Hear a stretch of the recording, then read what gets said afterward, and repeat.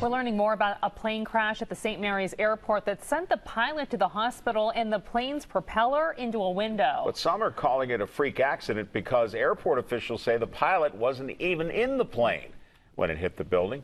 Deven Clarke has more on that accident. Deven? Well, Marty, the airport manager tells me that at first the plane wouldn't even start at all.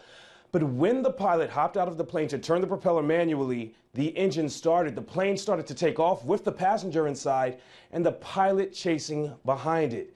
Take a look at these pictures. This Cessna 182 never left the ground Sunday, and it didn't go far, but the damage to the St. Mary's Municipal Airport building and the mangled plane remains are proof of a horrifying ordeal. A plane crash that happened after the airport manager, Alan McPherson, says the pilot was having trouble starting the engine and hopped out of the plane to rotate the propeller manually.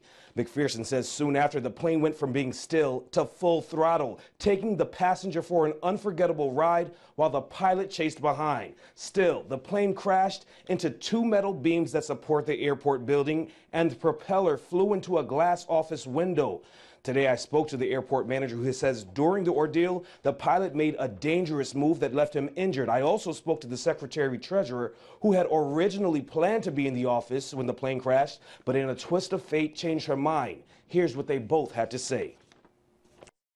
He got one leg in the plane, it threw him out backwards. He broke his elbow, hit his face on the plane somewhere, and his glasses cut his face. That's how he received the injury. I had stopped to pick up checks that were going to go out in the mail today, and was going to come on up and just sit down and do a few things and go home, but then I got hungry, so I just went home instead. I'm very happy because I could have been sitting here and I'd have been hurt. Now, I'm told the pilot is from New York, but visits the airport 3 times a week. If he ever does again, though, it will be with a different plane because his Cessna is totaled. The FAA is investigating. Reporting live, Deven Clarke, 6 News.